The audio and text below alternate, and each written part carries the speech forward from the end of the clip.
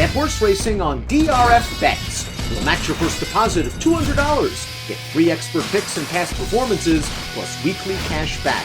All from Daily Racing Form, the most trusted name in horse racing. Hi, everyone, and welcome to the first edition of Derby Watch 2023. I'm Brad Freed, joined by my colleague, David Aragona. David, I was looking forward to a spirited debate with you to come up with the top 20, but we came to a pretty quick agreement on who to include on the very first list, didn't we? Yeah, it was just those last few positions, the 18, 19, 20 that we were debating over, but I think it's pretty clear who the top 10 or 15 contenders are at this stage of the game.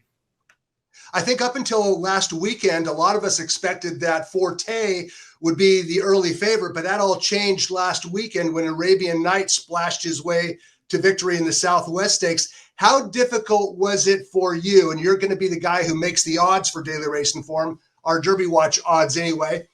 How difficult was it to make Arabian Night, who has no qualifying points, whose trainer Bob Baffert is under a cloud? You made him the 6-1 favorite over Breeders' Cup Juvenile winner Forte.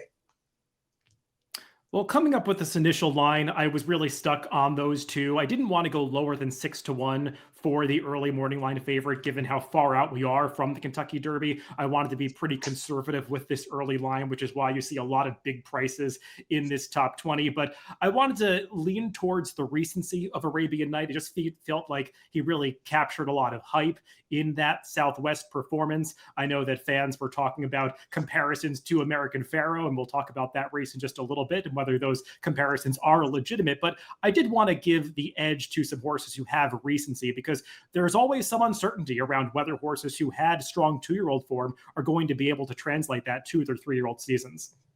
Well, you're right, David, and we'll talk about that a little bit later on in this segment. The recency situation has become a lot more critical in recent years than it did once upon a time. But before we start talking about the individual horses on this list, we have to talk about one of the most compelling stories. I don't know if compelling, maybe not the right word, but it deals with trainer Bob Baffert, who has 7 runners listed on the first edition of Derby Watch 2023. But Baffert is under a cloud. He is not allowed to start horses at Churchill Downs. He is suspended through this year at Churchill Downs. And all of the horses in his stable that are considered Derby candidates, including Arabian Night, will have to be transferred to another trainer by February 28th in order to pick up points on the road toward the Kentucky Derby. Daily Racing Form correspondent David Grenig wrote a terrific story in the January 25th edition, and he expanded on the situation in the February 3rd edition that should be posted online a little bit later on Wednesday. And Baffert runners are currently under a cloud. So there's going to be a lot of shuffling, David, I'm sure you'll agree, before we get closer to the Kentucky Derby, right?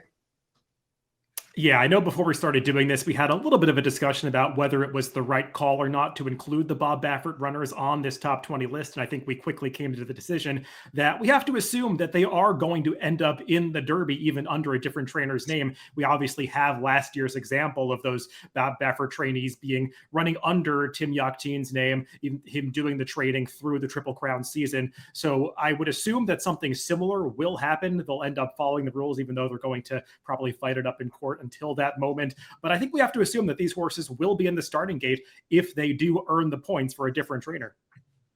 I agree. And there's actually a very critical hearing in Kentucky on Thursday. And I'm going to just quote from David Grenig's February 3rd story. Barring a result in his favor, talking about the hearing in Kentucky, horses currently under Baffert's care will, by February 28th, have to be moved to trainers not suspended by Churchill Downs in order to be eligible to earn points in Derby qualifying races. So there's a lot of behind the scenes stuff going on with regards to the ultimate complexion of the Kentucky Derby. But the one thing we can all agree on, whether he makes it to the Derby or not, and that is that Arabian Night is one heck of a racehorse. Before we talk about Arabian Night, one other quick point, David.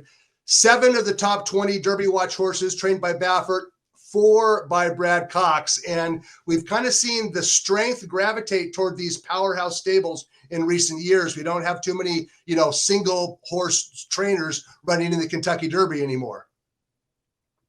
Yeah, this is the era of the super trainer, and Brad Cox and Bob Baffert definitely fit into that category. I mean, Bob Baffert just gets so many good 3-year-olds from the owners. The owners that he has are so focused on the Triple Crown races, so not a big surprise. Similar situation with Brad Cox, and while he's not dominating racing at his circuits the way that Bob Baffert might be with the 3-year-old races in California, Brad Cox has had a strong presence in all of the fairgrounds and Oaklawn preps that we've seen so far, so I think we can expect that to continue down this Derby trail.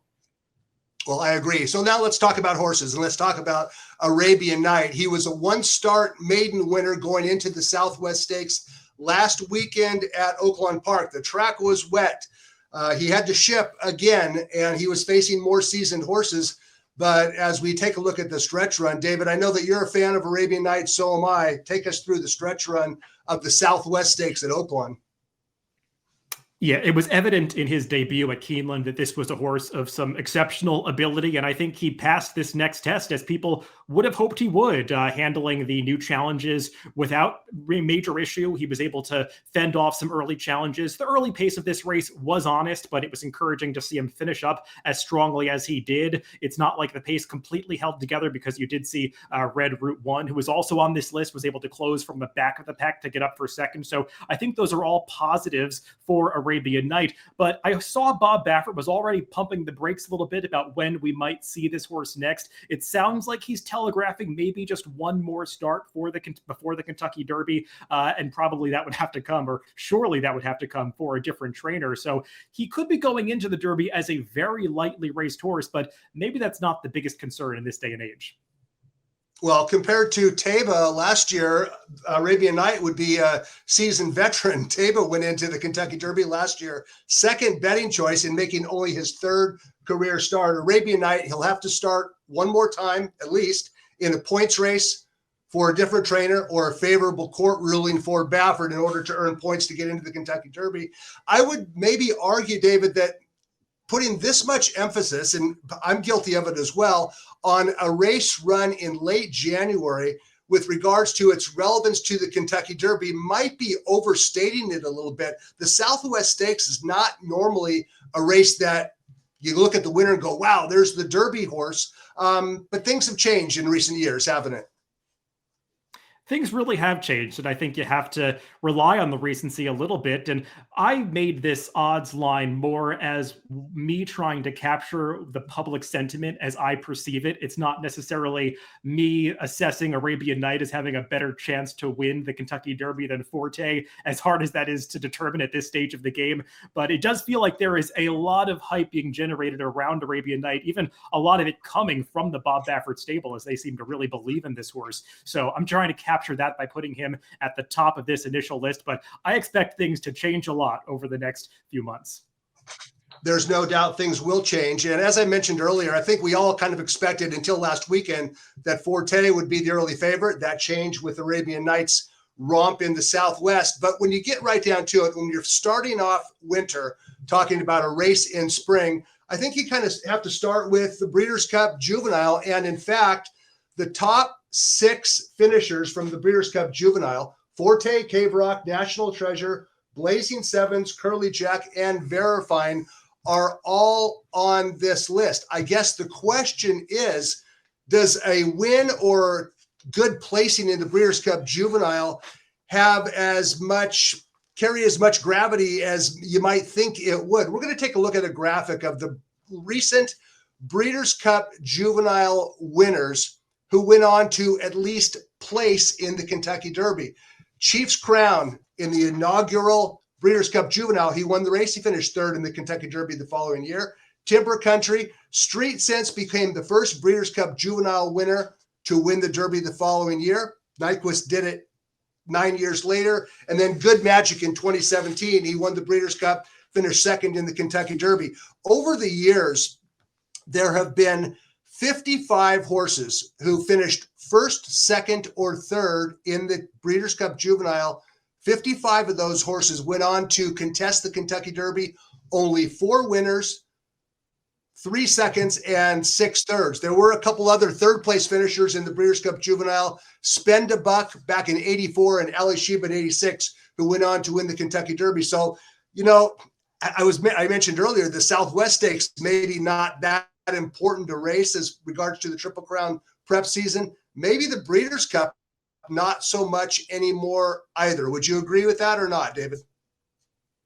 Oh, 100%. I mean, any race taking place months ahead of time can't be the greatest predictor of form in a race that's taking place half a year later. So it does make some sense that the Breeders' Cup Juvenile isn't the greatest predictor of Kentucky Derby success. I will just add a couple of points. Not on this list, of course, is American Pharoah, who missed the Breeders' Cup Juvenile but was expected to run in his year 2014. And he, of course, did win the Kentucky Derby as a juvenile champion in recent years. And also Todd Pletcher, who, of course, is the trainer of Forte, has had a couple of Breeders' Cup Juvenile winners, Uncle Mo and Shanghai Bobby, and neither one of those two even made it to the Kentucky Derby starting gate. So something else to consider there.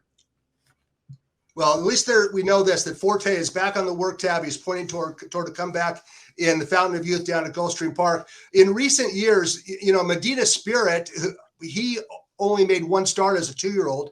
In 2019, Maximum Security and Country House, neither one of them were distinguished at all at age 2.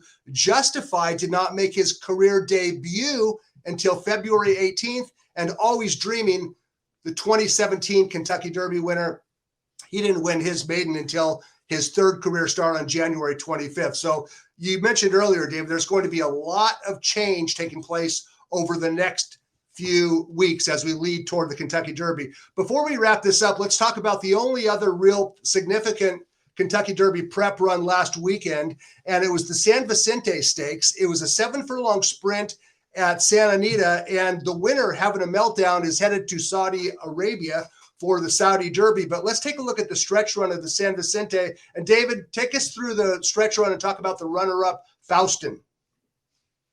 Yeah, Fauston was just making his 2nd career start in this race. Both races so far have been sprints, and I think people thought it was pretty encouraging that he won his debut going 6 furlongs, given that he is a son of Curlin with plenty of stamina on the bottom side of his pedigree. And I wouldn't really hold it against him that he lost this race to having a meltdown. The connection seemed to acknowledge that having a meltdown is a one-turn specialist, so he was really playing the winner's game this day. And Bob Baffert seems to think this horse will get better with added ground in the future. There's no doubt about it. He's a little bit of a lazy horse, Faustin is. He needs to be ridden along. That will not be necessary when they stretch out to 2 turns. So we have a lot of sifting out to do in the weeks ahead, and that's going to wrap it up for this week's review segment of Derby Watch.